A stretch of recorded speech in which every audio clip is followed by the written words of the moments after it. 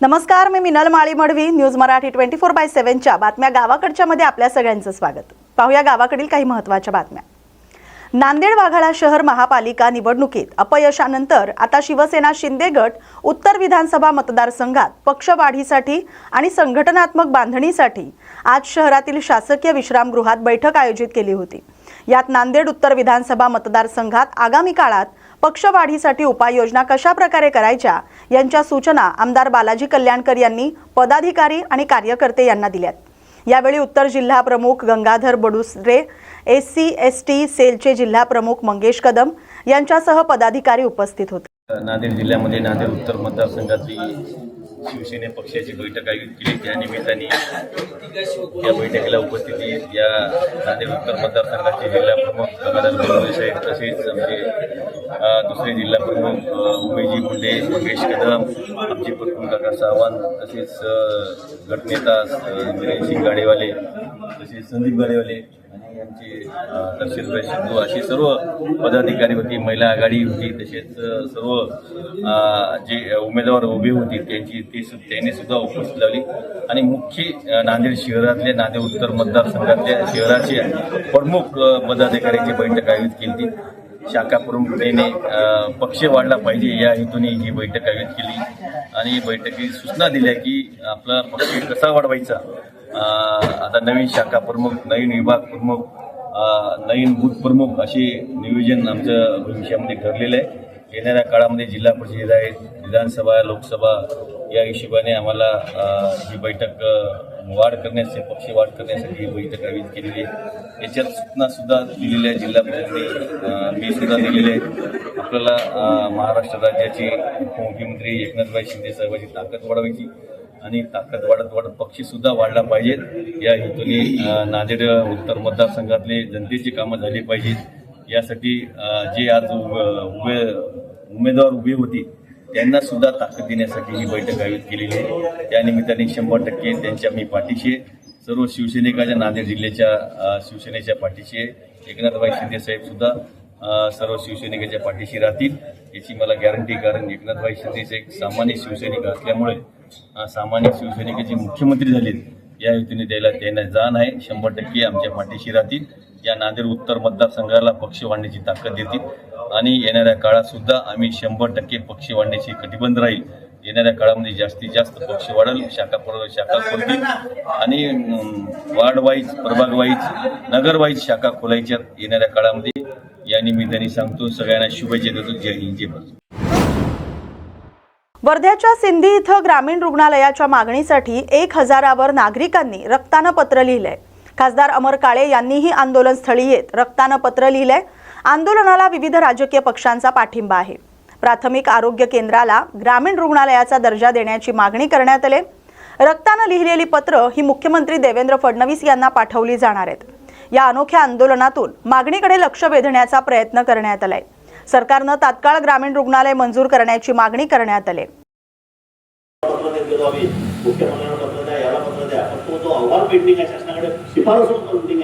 त्याच्यावर कोणी लक्ष दिलं नाही. दुसरी गोष्ट अतुल भाऊ, आंदोलन आणि आता तुम्ही यायचे होते बहुतेक आम्ही तेव्हा जाहीर केलं की पुढचं आंदोलन शासनाकडे पैसेच नाही म्हणते, कोणतेही काम लागायला गेलं नाही म्हटलं की अधिसूचित झालं मी बिनपाक आंदोलन करणार आहोत, काटे कपडे घालून. कारण की शासनाकडे पैसे नाही तर आम्हीच पैसे जमा करून देतो, आमच्या सरकारनं पत्र लिहितो, आम्हीच पैसे जमा करून देतो. आज जे सिंधी रेल्वे या शहरामध्ये जे आंदोलन झालेलं आहे, मला तरी वाटते की हा महाराष्ट्रातलं अनोखं आंदोलन आहे.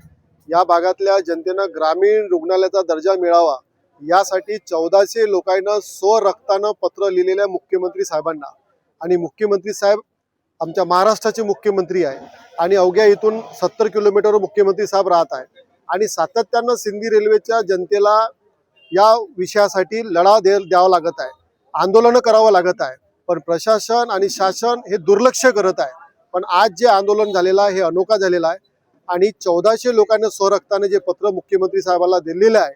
आता जनता वाट पाहत आहे की आम्ही आमचं रक्त तुम्हाला दिलेलं आहे. आमची नॉर्मल मागणी आहे, खूप मोठी मागणी नाही आहे, फक्त तुम्ही रुग्णालयाला ग्रामीण रुग्णालयाचा दर्जा द्या. यासाठी आज मागणी केलेली आहे. जर हे जर मागणी पूर्ण झालेली नाही तर या सिंधी रेल्वे या भागातली संपूर्ण जनता रस्त्यावर उतरून आक्रमक आंदोलन केल्याशिवाय राहणार नाही. मुरबाडमध्ये वनमंत्री गणेश नाईक यांच्या नावे जागा असून त्यातील बहुतांश जागा ही वन खात्याच्या अखत्यारीत आहे. तसंच गणेश नाईक यांच्या नावे नवी मुंबईतील महापेमध्ये काही कार्यालय खरेदी केली आहेत. त्यांची रक्कम चुकीच्या पद्धतीने जमा केल्याचे दाखवले असून यातही गैरव्यवहार झालेत. मी या दोन्ही प्रकरणाची चौकशी करण्याचं जिल्हाधिकाऱ्यांना पत्र दिलंय. लवकरच चौकशी करण्यास विनंती केली आहे. मात्र त्यास विलंब लागत असल्यानं मला यावर पत्रकार परिषद घेऊन याबद्दलची माहिती देण्यास वाटलं. आपण याबाबत संबंधित विभागाच्या अधिकाऱ्यांकडे प्रशासनाकडे पाठपुरावा करतोय. यावर कारवाई व्हावी अशी विनंती करतोय. गणेश नाईक यांच्यावर थेट आरोप झाल्यानं गणेश नाईक यांच्या अडचणी आता वाढण्याची शक्यता आहे. हे सगळे आरोप पत्रकार परिषदेच्या माध्यमातून बाळासाहेब मिरजे सामाजिक कार्यकर्ते त्यांनी केले. आदरणीय गणेश नाईक साहेब यांची जी मुरबाडला जमीन आहे त्या जमिनीमध्ये वन लागलेलं आहे. वनमंत्री जर वन लागलेली जमीन जर वापरत असेल तर ही अत्यंत चिंताजनक गोष्ट आहे. त्यासाठी मी जिल्हाधिकारी कार्यालय ठाणे यांच्याशी त्यांच्यासोबत मी 2 वेळा पत्रावर केलेला आहे. वनरक्षक यांच्या मुलुंडला जे बसतात यांच्याशी पत्रावर केलेलं आहे. एक पत्र त्यांच्याकडून निघालेलं आहे की आम्ही चौकशी करू, पण ती चौकशी अत्यंत संथ गतीने होत आहे. त्यामुळे प्रसारमाध्यमांसमोर हा विषय मांडण्यासाठी आजचे पत्रकार परिषद घेतलेली आहे. त्याच्यानंतर इकडे म्हापेमध्ये नाईक साहेबांनी जे 2 ऑफिस घेतलेले आहेत कामधेनूमध्ये, त्या ऑफिसमध्ये जे त्यांनी पैसे भरलेले आहेत तिथं फक्त आरटीजीएस म्हणून लिहिलं आहे. त्याच्यावरती कुठल्याही बँकेतून पैसे गेले आणि किती कसे गेले ते काही नाही, फक्त आरटीजीएस लिहिलेलं आहे. कुठल्याही बँकेचं ब्रँचचं काही नाव नाही आहे. म्हणून त्याच्यामध्ये मला शंका आहे की पैसे दिले की नाही, फक्त आरटीजीएस. आणि एखादे एवढे मोठे मंत्री आहेत आणि अशा गोष्टी होत असत त्या चुकीच्या आहेत. MIDCच्या जागेवरती 22 बिल्डिंग होत असेल तर भविष्यामध्ये तिथे उद्योग बंद होऊन जातील. उद्योग राहावेत आणि आत्ता तिथे 22 माळा आहेत, परत बाजूला 22 त्यांचे व्हाईट हाऊस आणि त्याच्यावर क्रिस्टल हाऊस, तिथे मुलं 22-23 माळ्याची बिल्डिंग होईल. मग सगळ्या फॅक्टरी बंद होऊन जातील. ह्या गोष्टीला कुठंतरी रोग बसावा म्हणून मी हे सगळं प्रसारमाध्यमांसमोर मांडत आहे. संबंधित त्याविषयी मी तक्रार केलेली आहे. त्याची क्रमांक आहे 426, गट क्रमांक 397, गट क्रमांक 428, गट क्रमांक 428 अ, गट क्रमांक 430, गट क्रमांक 431, गट क्रमांक 33 ह्या सातबाऱ्यावरती आदरणीय गणेश नाईक हे स्वतः भोगवटाधारक आहे आणि हे वनमंत्री आहेत. आणि दुसरा गट क्रमांक आहे 431, 450 अ, गट क्रमांक 431 हे जे गट आहे हे सुबोध ॲग्रो ह्या कंपनीला फक्त 500 रुपये प्रति एकरी 60 वर्षासाठी लीजवरती दिलेली आहे. म्हणजे कवडी मोलानी. म्हणजे अशी कुठे जमीन पार आपले डोंगराळ भागात जरी गेलो तो 500 रुपये एकरीला भेटणारच नाही ती जमीन कुणालाच. मग ह्या सगळ्या प्रकाराची चौकशी व्हावी म्हणून मी संबंधित विभागाला तक्रार केलेली आहे. त्याच्यावरती कारवाई व्हावी आणि हे पत्रकारांसमोर हा विषय यावा यासाठी पत्रकार परिषद घेतली. कारण मागच्या काळामध्ये घेतली होती त्यावेळेस इलेक्शन होतं किंवा आता मध्ये महापौरचं इलेक्शन झालं, मग मध्ये म्हणून मी आजचा दिवस निवडून ही आज प्रेस घेतली. सातबारा धारक स्वतः आदरणीय गणेश नाईक साहेब आहेत आणि ज्या कंपनीला दिलेली आहे सुबोध ॲग्रो त्या कंपनीचे डायरेक्टरसुद्धा स्वतः नाईक साहेबच आहेत. फक्त नाव वेगळे, कंपनी तीच, फक्त कागदं फिरवलेली आहेत. आता ती का फिरवली ती माहीत नाही, त्याची चौकशी झाली पाहिजे. आता टोटल एक्झॅक्टली काढली नाही पण अंदाजे माझ्या मताने एक सगळी मिळून 15 एकर जमीन आहे. धनंजय देशमुख यांनी केलेले खुलासे धक्कादायक आहेत. कृष्णा आंधळे अद्याप सापडत नाही हे पोलीस यंत्रणेचं अपयश आहे. 3 ते 4 वेळा कृष्णा आंधळे गावात आल्याची माहिती धनंजय देशमुख यांनी महाराष्ट्र राज्य CIDला दिली होती. तरीही तो अटक होत नसेल तर पोलीस यंत्रणेतील काही अधिकारी त्याचा बचाव करत आहेत का असा प्रश्न निर्माण होतोय, अशी प्रतिक्रिया आमदार प्रकाश सोळंके यांनी दिली आहे. या प्रकरणात मी मुख्यमंत्र्यांकडे मागणी करणार असून त्यांनी स्वतः लक्ष घालून तपास यंत्रणेला सक्त आदेश द्यावेत असंही ते म्हणालेत. आज बीडमध्ये धनंजय देशमुख, स्वर्गवासी संतोष देशमुख यांचे बंधू यांनी जे धक्कादायक खुलासा केलेला आहे की कृष्णा आंधळे हा आरोपी, जसं इतर आरोपींना पकडण्यात आलं तसा कृष्णा आंधळे अजूनही फरारच आहे आणि हे पोलीस यंत्रणेचं मोठं अपयश आहे की एक आरोपी ज्याचा संतोष देशमुख यांना मारण्यामध्ये प्रत्यक्ष सहभाग होता तो पोलीस अटक करू शकले नाहीत. हे खरोखरच धक्कादायक आहे. आणि म्हणून धनंजय देशमुख यांनी जी मागणी केलेली आहे की या आरोपी त्याच्या गावाकडे 3दा-4दा येऊन गेला, CIDला त्यांनी ही माहिती दिली आणि तरीसुद्धा त्या आरोपी अजून अद्याप पकडला जाऊ शकत नाही. याचाच अर्थ तपास यंत्रणेचं कुठंतरी कमतरता किंवा तपास यंत्रणेतील काही अधिकारी याचा बचाव करतायत आरोपीचा, असं त्या ठिकाणी निष्कर्ष काढायला काही हरकत नाही. मी माननीय मुख्यमंत्र्यांना विनंती करणार आहे की या बाबतीमध्ये त्यांनी वैयक्तिक लक्ष घालून तपास यंत्रणेला सक्त आदेश या आरोपीला लवकरात लवकर जेरबंद करण्याचे द्यावेत.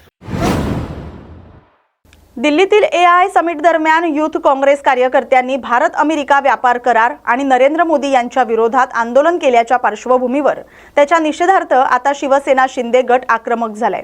ठाण्यातील टेंभी नाका येथील आनंद आश्रम बाहेर शिंदे गटाच्या शिवसेनेच्या वतीनं राहुल गांधी यांच्या विरोधात जोरदार आंदोलन करण्यात आलं. खासदार नरेश म्हस्के यांच्या उपस्थितीत हे आंदोलन पार पडलं. यावेळी शिवसेना कार्यकर्त्यांनी राहुल गांधी यांच्या छायाचित्राला जोडे मारत निषेध नोंदवला. बनियन गँगचा निषेध अशा घोषणाही यावेळी देण्यात आल्या. राहुल गांधी यांच्या नेतृत्वाखाली काँग्रेस पक्ष देशाच्या प्रगतीच्या विरोधात वागत आहे. राहुल गांधी स्वतः देशाच्या बाहेर देशामध्ये देशाच्या विरोधात वक्तव्य करणं, देशाच्या पंतप्रधानांच्या विरोधात वक्तव्य करणं आणि देशाच्या प्रगतीच्या विरोधात वागणं अशा पद्धतीची वृत्ती काँग्रेसची सुरू आहे. आणि याकरता राहुल गांधी यांना जोडे मारण्याचा कार्यक्रम या ठिकाणी शिवसेना ठाणे जिल्हा शाखेतर्फे या ठिकाणी आम्ही घेतला होता. जगभरातून AIची कॉन्फरन्स दिल्ली येथे होते.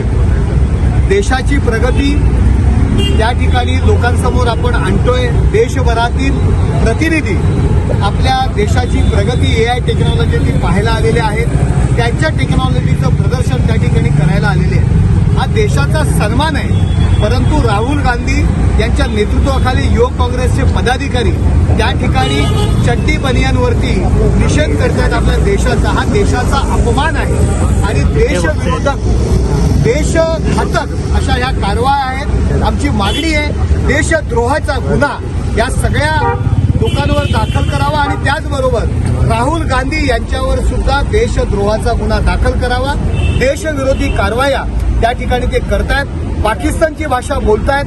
काँग्रेस ही देशातून हद्दपार होण्याच्या स्थितीवर आलेली आहे. त्याकडे लक्ष न देता केवळ नरेंद्र मोदी यांची बदनामी करणे, देशाची बदनामी करणे हे राहुल गांधीचं काम चाललेलं आहे. त्याचा निषेध या ठिकाणी आम्ही केलेला आहे. आज देखील भिवंडीमध्ये राहुल गांधी होते आणि RSSच्या संदर्भात त्यांनी वक्तव्य केलं, त्याचा देखील निषेध आज या ठिकाणी. हे बघा, राष्ट्रीय स्वयंसेवक संघ या देशामध्ये खूप चांगलं काम करतोय. परंतु केवळ त्यांना धार्मिक गोष्टीमध्ये अडकवण्याचे प्रयत्न, त्यांना बदनामी करण्याचा प्रयत्न आणि काही विशिष्ट धर्मीयांची मतं मिळवण्याकरता RSSवरती पान सोडायचे आणि RSSची त्या ठिकाणी बुराई करायची हा एकमेव धंदा आता राहुल गांधी आणि काँग्रेसनी केलेला आहे. त्यामुळे त्यांचा निषेध करणं गरजेचं आहे. काय वाटतं कशा प्रकारची कारवाई झाली पाहिजे? देशद्रोहाचा गुन्हा दाखल करणं गरजेचं आहे आणि राहुल गांधी यांची खासदारकी सुद्धा रद्द करणं गरजेचं आहे. देशाच्या विरोधात देशाची बदनामी करणं याकरता देशाचं खासदार म्हणून राहण्यास त्यांची लायकी नाही आहे. त्यामुळे त्यांची खासदारकी रद्द करावी आणि तशा पद्धतीचा ठराव सुद्धा आम्ही येणाऱ्या लोकसभेच्या अधिवेशनात आणू आणि त्यांच्यावर देशद्रोहाची कारवाई करणं गरजेचं आहे. अयोध्येतील श्रीराम मंदिर तसंच जम्मू काश्मीर प्रमाणे गुजरातमधील सागबारा येथील देवमोगरा माता मंदिर परिसरात महाराष्ट्र आदिवासी भवन उभारण्याची मागणी शिवसेनेचे संपर्क प्रमुख आमदार चंद्रकांत रघुवंशी यांनी जिल्हा वार्षिक आदिवासी घटक कार्यक्रमाच्या दूरदृश्य प्रणालीद्वारे आयोजित बैठकीत केली. या मागणीची आदिवासी विकास मंत्री अशोक उईके यांनी दखल घेत जिल्हाधिकाऱ्यांना प्रस्ताव पाठवण्याचे आदेश दिले. आमदार चंद्रकांत रघुवंशी म्हणाले की नंदुरबार जिल्ह्यासह राज्यभरातून लाखो भाविक वर्षभर सागबारा येथील देवमोगरा माता मंदिरात दर्शनासाठी आणि नवस फेडण्यासाठी येतात. मात्र त्या ठिकाणी अपेक्षित सोयी सुविधांचा अभाव आहे. जागेअभावी भाविकांना अनेक अडचणींचा सामना करावा लागतोय. नवस फेडण्यासाठी आलेल्या भाविकांना उघड्यावर स्वयंपाक करावा लागतोय. तसंच निवासाचीही सुविधा उपलब्ध नाही. मंदिर परिसरात महाराष्ट्र आदिवासी भवन उभारण्यात आल्यास भाविकांना निवास आणि इतर आवश्यक सुविधा उपलब्ध होतील आणि त्यांना मोठा लाभ होईल असं ते म्हणालेत. यासाठी 10 कोटी रुपयांचा निधी मंजूर करण्यात यावा अशी मागणी केली आहे. सर, विषय असा आहे, नंदुरबार जिल्ह्याचीच नाही तर या पूर्ण परिसरातून मध्य प्रदेश, महाराष्ट्र फार मोठ्या प्रमाणामध्ये देवमोगरा मातेला कुलदेवी मानतो आमचा आदिवासी समाज. एवढे भाविक फक्त महाशिवरात्रीच्या दिवशी जातात असं नाही, वर्षभर काही ना काही लोक आपली आपली मानता फेडायला, बोकड्या कापायला, जे जशी मानता राहते तसं तिथं जातात. पण दुर्दैवानं तिथं अजिबात सोय नाही आणि त्या लोकांना बाहेर उघड्यावर स्वयंपाक करणं, जेवण करणं, प्रसंगी रात्री झोपणं हे माझ्या डोळ्यांनी, मी जरी आदिवासी नसलो तरी मी माझ्या डोळ्यांनी हे बघितलेलं आहे. कारण मी देवमोगरा मातेवर 2-4दा गेलेलो आहे आणि त्याच्यामुळे मागच्या वेळेला जेव्हा मी मानता मानली होती आणि मी देवमोगरा मातेला नवस फेडायला गेलो त्यावेळेला मला देवमोगरा मातेचे ट्रस्टी यांनी सांगितलं की मला गुजरात सरकारने 5 एकर जागा आता दिली आहे. त्या ट्रस्टच्या नावावरती जागा होऊन गेलेली आहे आणि म्हणून मी एकनाथ शिंदे साहेबाला सांगितलं होतं पहिले की साहेब, तुम्ही अयोध्येला महाराष्ट्र भवन बनवतात आहे, काश्मीरला महाराष्ट्र भवन बनवतात आहे, पण आमचा माणूस अयोध्या आणि काश्मीरला क्वचितच जातो. तो जाईल तर देवमोगरा मातेवरच जाईल. महाराष्ट्रामध्ये सर्वात जास्त आदिवासींची लोकसंख्या असलेला आमचा जिल्हा आहे. कमीत कमी 10-15 विधानसभेमध्ये सुद्धा याचा फरक पडेल. 2-2 लोकसभेच्या मतदारसंघामध्ये सुद्धा याचा फरक पडेल आणि म्हणून आपण एक महाराष्ट्र आदिवासी भवन म्हणून तिथं बनवावं. ते ट्रस्टींनी मला विनंती केली आहे. ट्रस्टी आपल्याला NOC द्यायला तयार आहे.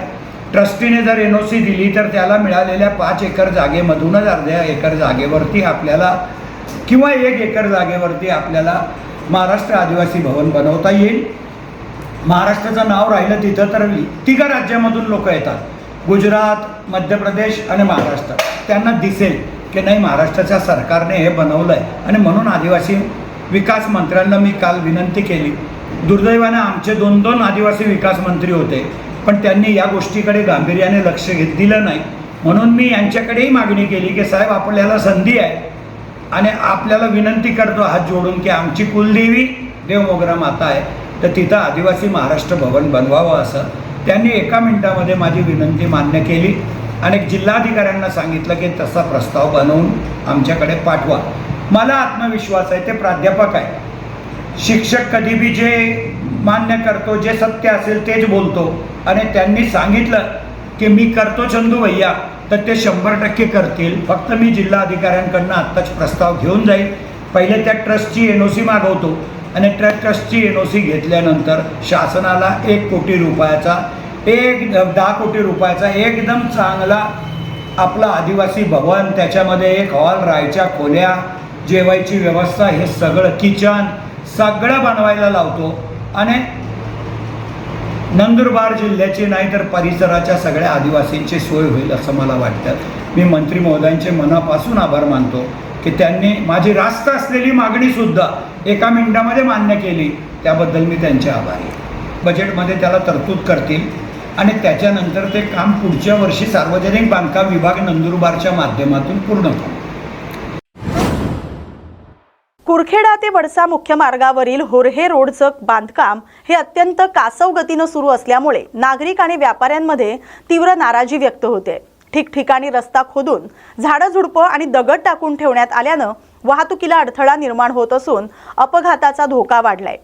सदर मार्ग हा परिसरातील प्रमुख बाजारपेठेला जोडणारा मुख्य रोड असतानाही कामात कोणतीही गती दिसून येत नाही.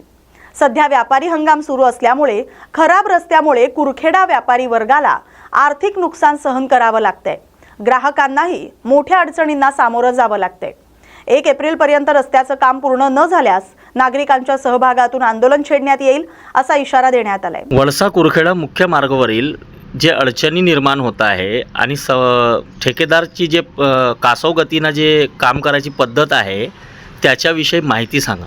मागील 1.5 ते 2 वर्षापासून त्या ठेकेदाराच्या आम्हाला कुरखेड्यावासियांना शहराला पुष्कळसा असा अनुभव आला आहे का तो फक्त खोदकाम करून आणि लोकांना वेठीस धरण्याचे त्याचे मनसुबे असतात आणि त्यांच्या कोणत्याही कामावर नियोजन नसल्यामुळे आम्हालाही थोडाफार त्यांच्या बाऱ्यामध्ये सिव्हिलमध्ये समजते का काम हे जे घेतले जातात ते स्पीडनं काढणे गरजेचे आहे आणि लोकांना त्रास देणे हे कोणता म्हणजे प्रकरण आहे आणि ते लोकांच्या आरोग्याशी खेळ खेळत आहे. लोकांच्या उद्या ॲक्सिडेंट झाला तर त्याच्या कोण जबाबदार राहणार आहे. शाळा आहेत, दवाखाने आहेत.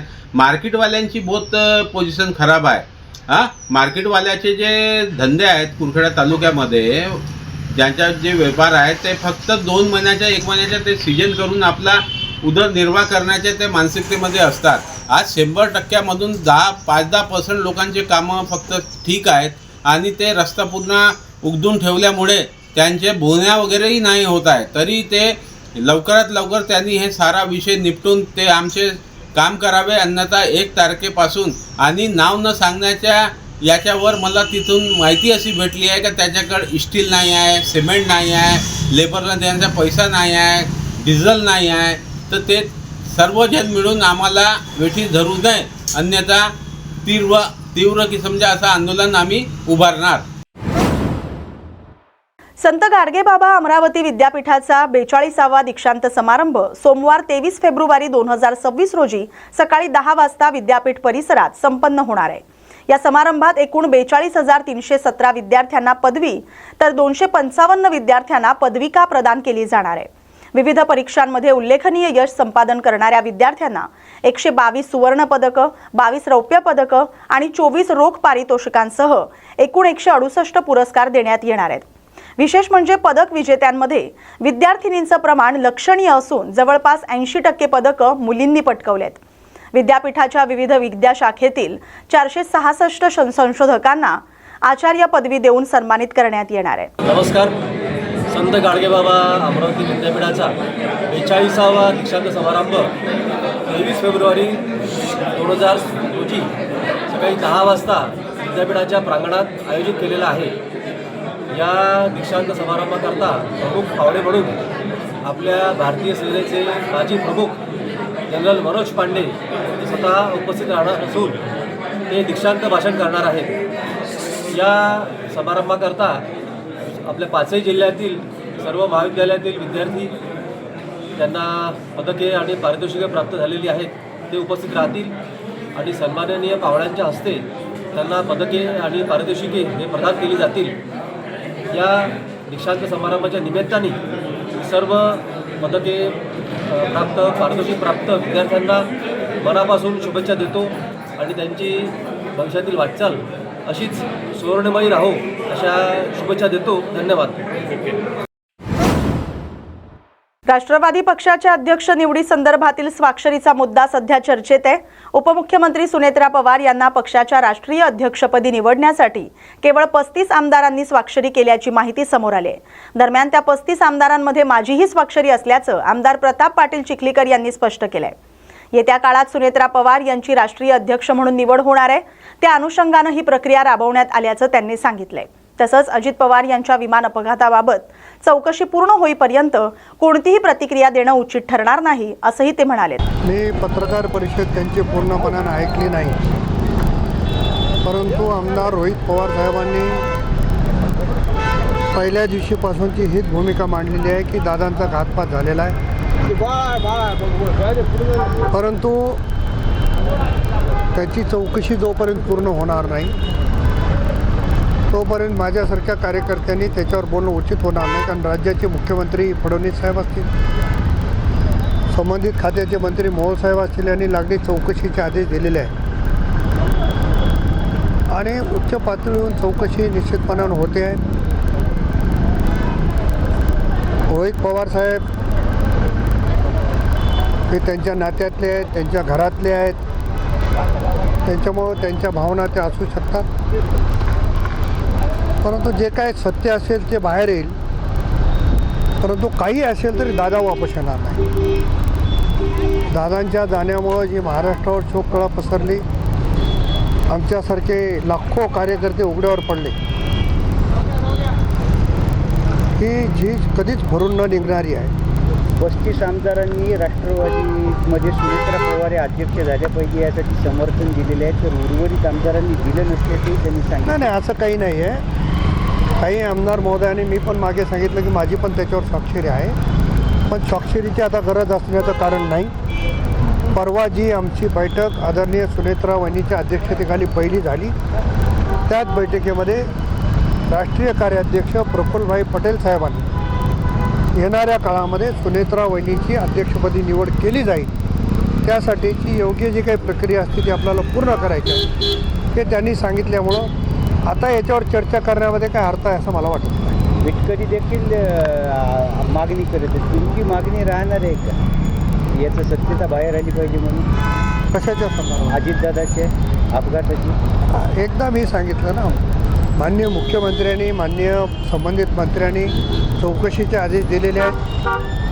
मुख्यमंत्र्यांनी सांगितलं की माझे सहकारी केलेले आहेत, त्याचं दुःख आम्हाला आहे, आणि एकत्रितपणे एका दिलानं काम करणारा नेता त्यांच्या जवळ गेला हे त्यांना सगळ्याला दुःख आहे. त्याच्यामुळं चौकशी होईल आणि चौकशी झाल्यावर आपण त्याच्यावर प्रतिक्रिया देणं योग्य राहील.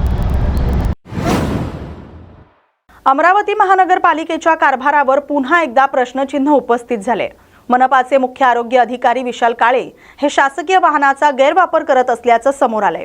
महानगरपालिकेची अधिकृत गाडी ही घरगुती कामांसाठी वापरली जात असल्याचं व्हिडिओद्वारे समोर आलंय. मिळालेल्या माहितीनुसार संबंधित वाहनाचा वापर त्यांची पत्नी आणि मुलीला शाळेत सोडण्यासाठी आणि शाळेतून आणण्यासाठी करण्यात येत असल्याचं दिसून आलंय. काही व्हिडिओमध्ये अधिकाऱ्यांची पत्नी मुलीला शाळेत सोडताना दिसते, तर इतर व्हिडिओमध्ये मनपाचा ड्रायव्हर मुलीला शाळेतून घरी नेत असल्याचं दिसतंय. जनतेच्या कराच्या पैशातून चालणाऱ्या वाहनांचा असा वापर होत असल्यानं संताप व्यक्त केला जातोय. नहीं, ये विषय आप मेरे ध्यान में लाके दे रहे हैं, ये गलत है. ऐसे और भी कोई अधिकारी या कर्मचारी होंगे तो मैं इनकी जांच करता हूँ, जांच करके उन पे अपन उचित कार्रवाई करेंगे. और आपके पास में कुछ ऐसे होगा प्रूफ तो मुझे प्रूफ दीजिए. वो कल वो बात करके हम उसके हिसाब से अपन नियोजन करेंगे. बुलढाणा जिल्ह्याच्या लोणार तालुक्यातील चिखला काकड गावात अंगणवाडीच्या आवारात 3 फेब्रुवारी रोजी छत्रपती शिवाजी महाराज यांच्या पुतळ्याची अज्ञात व्यक्तीनं स्थापना केल्यानंतर 2 गटात वाद निर्माण झाला होता.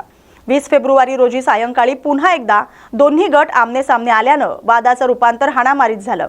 या घटनेत काही महिला आणि मुलांना मारहाण झाल्याची माहिती आहे. पुतळ्याच्या विटंबनेचा प्रयत्न झाल्याचाही आरोप करण्यात आलाय. घटनेचे व्हिडिओ समाज माध्यमांवर व्हायरल झाल्यानंतर पोलिसांनी अतिरिक्त बंदोबस्त तैनात केलाय. आतापर्यंत 21 जणांना ताब्यात घेतलंय. पुढील तपास सुरू आहे. गुन्ह्यांमध्ये वाढ होण्याची शक्यता आहे. दरम्यान मराठा आंदोलनाचे नेते मनोज जरांगे पाटील यांनी गावाला भेट देत पीडितांची विचारपूस केली. सर्व आरोपींना 24 फेब्रुवारीपर्यंत अटक न झाल्यास 25 फेब्रुवारी रोजी आंदोलन छेडण्याचा इशारा त्यांनी दिलाय. सध्या गावात तणावपूर्ण शांतता आहे. पोलिसांचा कडेकोट बंदोबस्त ठेवण्यात आलाय. ह्या सुद्धा पैदाशी इतका माज या राज्यात असू शकतो, ही सरकारला सुद्धा काळीमा फासणारी गोष्ट आहे. ही सरकारचा सुद्धा एक प्रकारचा अपमान आहे. सरकारचा सुद्धा देवेंद्र फडणवीस साहेबांच्या सरकारचा सुद्धा अपमान आहे की छत्रपती शिवरायांच्या पुतळा उठवून फेकायच्या तयारीत लोक आले आणि तिथं रक्षणासाठी छत्रपतींचा पुतळा उचलून फेकू नये म्हणून तिथं एक मुलगी आली, तर त्या मुलीच्या अंगावरती कपडे फाडून टाकले. पूर्ण कपडे फाडले आणि नंतर मारलं आणि तिच्या अंगावरती सुद्धा जखमा आहेत असं त्यांनी आता सांगितलंय की तिच्या अंगावर सुद्धा अशा जखमा आहेत. म्हणजे ती तिच्या काय आता अतिप्रसंग करायचा होता की काय काय वाईट भावना आणि त्यांनी तो प्रयोग केला. त्यामुळं त्यांच्यावरती ती शिस्तात होणे खूप गरजेचं आहे. ती 10-12 वर्षाची मुलगी आहे. तिच्या नरडेल सगळे नखा लागले, म्हणजे नरडं दाबून तिला मारायचं होतं का. 2-3 घंटे तिला बाहेर घेऊन गेले, म्हणजे अपहरण सुद्धा होतं. ती पोस्को सुद्धा दाखल होतोय त्याच्यावरती. इतकी क्रूरपणानं घटना या चिखला गावात घडली. एका दिवशी मुख्यमंत्री बी जागे आहेत का नाहीत, गृह मंत्रालयाला ह्या गोष्टी माहीत आहेत का नाहीत, कारण हाताच्या बाहेर जाऊ देऊ नये आणि त्यांच्यावरती सगळ्यांवरती मोका लावणं खूप गरजेचं आहे. त्याशिवाय बसणार नाहीत, कारण ही परळीची लाभार्थी टोळी आहे. कारण त्यांच्या जाती सुद्धा चांगले लोक आहेत आणि यांना वाटतं जाती दंगल व्हावा आणि आम्हाला ती होऊ द्यायची नाहीये. आणि यांचं स्वप्नच ते ह्या लाभार्थी टोळीचं. त्या टोळीतलीच इकडे काही लोक आहेत आणि ते हे प्रयत्न जाणून बुजून करतायत की जातीय तेढ जातीय दंगली निर्माण झाल्या पाहिजेत या भूमिकेतून त्यांनी कालचा केलेला हे प्रयोग आहे. शांत राज्य असताना सुद्धा दूषित करायचं काम यांच्या हातातून सुरू आहे. परंतु मुख्यमंत्र्यांनी याच्यात लक्ष घालून याची सखोल चौकशी करून इथल्या संबंधित काही अधिकारी होते त्यांनी का रोखलं नाही ही सुद्धा चौकशी झाली पाहिजे. आणि ते दोषी आढळले नसतील तर त्यांना सुद्धा विनाकारण मग अधिकाऱ्यांना सुद्धा इथल्या असणाऱ्या कोणते कॉन्स्टेबल कोणते यांनाही त्रास देऊ नये. पण अगोदर चौकशी करा. ते जर आढळले तर त्यांना सुद्धा निलंबित केलंच पाहिजे. पण नाही आढळले तर काही जणांचं म्हणणं आहे त्यातल्या काही अधिकाऱ्यांनी सहकार्य केलंय, इथल्या पोलिसांनी काहींनी केलं नाही. त्याची चौकशी सुद्धा होणं खूप गरजेचं आहे. आणि जर ही गुन्हे दाखल करून त्या आरोपींना आज सगळे गुन्हे म्हणतो आम्ही आज 5 वाजे 6 वाजेपर्यंत तर सगळे गुन्हे दाखल झाले नाही म्हणजे 307 पासून ते पोस्को पासून अपहरणापासूनचे सगळे गुन्हे जर दाखल झाले नाही, डोक्यात दगड घालायचा प्रयत्न केला आहे. म्हणजे डोक्यात दगड घालून मारून टाकायचं ही प्रयोग होता. छत्रपतींची विटंबना केली गेली. ती यांना जातीय तेढ निर्माण करायचा होता. सामूहिक कट रचून हे आले होते. त्याच्यात 120 लागलाच पाहिजे कारण यांनी सामूहिक तिकडं संगनमत केलं होतं आणि ती कट रचून तिथं सगळ्यांनी मिळून हल्ला केला. कारण यांना सगळ्यांना मोका लागतो 120 खाली ते सगळेजण येतात. हे गुन्हे दाखल झाले पाहिजेत आणि ते करतील. SP साहेब करतील, इथले पोकळे साहेब करतील, इथले DYSP साहेब करतील. त्यांनी नाही केले तर 25 तारखेला त्यानंतर आम्ही तारीख डिक्लेअर करणार आहेत. पुऱ्या राज्यातले मराठी या चिखला गावात येणार. मी त्यांना माईक मधूनच सांगितलं की SP साहेबांनी DYSP साहेबांनी सगळ्यांनी सांगितलंय की गुन्हे दाखल होणार. एकही आरोपी याच्यातला सोडला जाणार नाही. ज्या पद्धतीने जॉब दिला जाईल कारण ती रात्री घाबरलेली होती. तिचा डबल जॉब घेणं गरजेचं आहे. आता तिचा जॉब त्या लेकरांचा 12 वर्षाच्या मुलीचा पाय मोडलेल्या एका मुलीचा जॉब घेणं गरजेचं आहे. त्या जॉबनुसार सगळ्या कलमा येतील आणि त्यानुसार यांना सगळ्यांना अटक होईल असं सांगितलंय. आणि आम्ही SP साहेबांवरती परत पोकळे साहेब आहेत त्यांच्यावरती विश्वास ठेवलाय, DYSP साहेबांवरती विश्वास ठेवला की सगळ्यांना अटक करतील. त्यांनी नाही केलं तर 25 तारखेला आपण एकत्र पुन्हा जमू. 25 तारखेनंतर तारीख डिक्लेअर करू. आज मी जाहीरपणाने सांगितले सगळ्यांनी शांत राहायचं. आपण आपल्या गावाकडे शांततेत सगळ्यांनी जायचं. रोहित पवारांनी स्टेटमेंट दिलंय की पत्रकारांमध्ये दिसली की अजित पवार यांचा घातपात झालेला आहे. तुम्हाला वाटतं का घातपात झालेला आहे? आता काय झालंय आणि काय नाही त्यांच्या कुटुंबाला जर शंका असली तर तपास व्हायला पाहिजे. परंतु आमचा चांगला माणूस तरी एक गेला तर तो परत आता येणार नाहीये. महाराजाची स्थापना 3 तारखेला झालेली अज्ञात व्यक्तींची आता परत झालं ना सगळे. काय नेमका प्रकार म्हटला होता, कधी स्थापना झाली, काल काय नेमका बातमी? 3 तारखेला घेऊन टाकतो त्यांना. थांबा हो तुम्ही येऊन राहिलो ना काय येऊन राहिलं. ठीक आहे मी देतो तुम्हाला नोट करून राहिला. ठीक आहे सोडून दे. ओके रोल ताई. 3 तारखेला अज्ञात व्यक्तींनी रात्री पुतळा बसवला होता. दुसऱ्या दिवशी 4 तारखेला आम्ही तो पुतळा पाहिला. परंतु गावातील काही बंजारी समाजाच्या लोकांनी त्या लोकांनी तो पुतळा काढण्यास सांगितलं. आम्ही सांगितलं की महाराज कोणाचे एकट्या मराठ्याचे किंवा कोणत्या जातीचे नव्हते. महाराज सगळ्यासाठी लढले होते आणि महाराज सगळ्याचे आपण महाराजाला ठेवू. त्यांनी काय सांगितलं की आम्ही तुम्हाला कोपऱ्यात जागा देऊ. आम्हाला मान्य नसताना आम्ही मान्य केली. आमच्या काही वरिष्ठ लोकांनी समाजाच्या ती जागा मान्य केली. आम्ही पण केली. वर्गणी चालू झाली. त्यानंतर आमच्या सुरुवात माझ्यापासून झाली. आम्ही दिली. त्यानंतर परत सरपंचानं कटरस्थान रचून परत आमच्या नावाची कंप्लेंट घेऊन गेले. पण चंद्रकांत पाटलांनी त्यांची कंप्लेंट घेतली नाही. त्याच्यानंतर त्यांनी मला धमकी दिली, तुला उचलून नेऊ, तुला मारून टाकू, जसं संतोष देशमुखाला केलं तसंच तुला करू असं सरपंचानं सांगितलं होतं मला. सरपंचांना गजानन नागरेंना नातासाहेब आहे ना गणेश केदार यांनी सांगितलं होतं की तू संतोष देशमुखासारखंच तुला आम्ही मारू, तुला मेळही लागणार नाही, तुझ्या कोणालाच मेळ लागणार नाही. त्याच्यानंतर कालची घटना अशी होती की 4-5च्या टायमाला माझा भाऊ इकडे आला होता. त्यांच्या बाया माणसं जमलेले होते. आम्ही काही 4-5 जणच होतो घरी. मग आम्ही ते काहून आले म्हणून पुतळ्याजवळ काहून येत आहे म्हणून आलो. त्याचं इथपर्यंत बोलणं चालू होतं की शिवाजी महाराजांचा नागराला बांधून नाला तोडून न्यायचं. मी सांगितलं मी होऊ देणार नाही. त्याच्यानंतर मी पुतळ्यासमोर बसले. माझ्यासोबतच्या काही महिला इथं बाहेर बाजूला बसल्या. माझ्या PSI इथं होते. PSI साहेबांनी आम्हाला परत प्रोटेक्ट केलं. पण सरपंचाच्या सांगण्यावरून आणि काही त्या लोकांच्या सांगण्यावरून त्यांच्या बायांना PSIला घेरत घेऊन आणि सांगळे साहेबाच्या आणि सानप साहेबाच्या त्यांच्या दोघांच्या मार्गदर्शनाखाली त्या समाजानं आम्हाला मारलं. माझ्या अंगावरचे कपडे पाडले. मी त्याला पोलीसवाल्याला आणि हॉस्पिटलमध्ये डॉक्टरला दाखवलेलं आहे मग किती इंजरी झालेली आहे, माझ्या शरीरावर किती नख मारलेले आहेत, त्यांनी लाथा मारल्या मला, त्यांनी बऱ्याच काही गोष्टी केल्या. माझ्यासोबत व्हिडिओ तर तुम्हाला सगळ्यापर्यंत त्या पोहोचलेले आहे. माझी फक्त एवढीच मागणी की 2 पोलीसवाले सस्पेंड व्हा, त्यामध्ये ठाणेदाराचा काही रूल नाही. एक सानप आणि एक सांगळे पोलीसवाले दोन्ही सस्पेंड व्हा. आणि हे जेवढे मी नावं देईन, रात्री नावं कमी घेतले होते मॅडम म्हणे नंतर घेऊ असं मला त्यांनी सांगितलं होतं. मला परत स्टेटमेंट द्यायचंय, त्यांनी माझं स्टेटमेंट त्या घेणार आहेत. आणि मी जेवढे मला घेरून होते आणि माझ्या बहिणीलाही मारलेले आमचे सगळे प्रूफ आहे, आमच्याकडे टोटल व्हिडिओ आहे. त्या असं नाही की माझ्यावरच त्यांनी हात घातला, माझ्या बहिणीच्याही केस धरून मारलेलं आहे त्या पोराने. आणि मला तर असं मारलेलं आहे, तुम्ही फक्त माझा जीव वाचला. जर कधी सानप साहेब माझा मोठा भाऊ लुटत नव्हता तर राजू सोरणे नावाचा पोरगा माझ्या डोक्यात दगड पण घालत होता. त्याने दगड उचलला होता, जसं पाहतच माझ्या भावानं तो ढकलला म्हणून मी वाचले नाही. जसे आपले संतोष भाऊ गेले तशीच आज मी गेले असते, आज तुमच्या समोर नसते. तर माझी सर्व प्रशासनाला, सगळं तुला पत्रकार लोकांना सगळ्यात जास्त व्हायरल करा आणि त्याला पकडा आणि त्याला सजा द्या. असं नका करू की आज पकडलं आणि उद्या सोडा, असं नका होऊ देऊ. फक्त एवढीच माझी प्रशासनाला विनंती. मारणाऱ्या महिलांवर अत्याचार करणारे किती आरोपी असू शकतात? तो टोटल समाज होता, पण मला घेरलेला 30-40 जण होते, 30 जण होते. तर त्या 30 जणांनी लाता मारल्या, मला पाय धरून असं फरकाडलं त्यानं पूर्ण. माझ्या उजव्या पायाला घासलेलं आहे. म्हणजे त्यानं जसं पिक्चरचे सगळे पिलेले होते. सरपंचानं 3 बॉक्स दारू आणून पाजलेली होती त्याला. त्या पिक्चरचा सीन होतो की नाही, हिरोईनला मदत घेऊन मारते, हो पूर्ण नियोजित होतं. ते फक्त आम्हाला माहिती नव्हतं. आमचे लेकरं पण इथं होतं. 2 घंटे माझी मुलगी म्हणून माझी भाषी गायब केली होती. 2 घंटे, 1.5 वर्षाची मुलगी, एवढंही ध्यानात नाही आलं. रोज आम्ही गावात राहतो की माझी पोरगी 4 वर्षाची. 2 घंटे पोरगी भेटत नाही. जेव्हा DSP साहेब येतात तेव्हा त्या कोपऱ्याला पोरगी सापडती. आम्ही सगळे इथं आम्ही PSI साहेब सांगतो की आमची पोरगी नाही, तरी PSI साहेब त्याला विचारते पोरगी कुठे, त्याच्यानंतर पोरगी आम्हाला सापडते तिथं. म्हणजे ती आम्ही तर नाही नेली, आम्ही तर इथंच होतो. आता तुमची काय भूमिका असते? माझे 12 वर्षाची भाषी आहे, तिच्यावर पण यांनी मारायचा प्रयत्न केलेला आहे. नखल लागेल, गळ्यात पोस्को दाखल व्हावं, सगळे गुन्हे जे मी सांगत ते गुन्हे दाखल व्हावं, कायद्यानुसारच व्हावं, पण गुन्हे दाखल व्हावं आणि त्याला सजा व्हावं. त्याला फक्त अटक नाही होऊ, त्याला सजा व्हावं अशी माझी प्रशासनाला विनंती. या बातमीसोबतच बातम्या गावाकडच्या मध्ये वेळ झाल्या आता इथेच थांबण्याची. अशाच महत्त्वाच्या बातम्यांसाठी पाहत राहा न्यूज मराठी 24/7. नवा भारत, नवा विचार.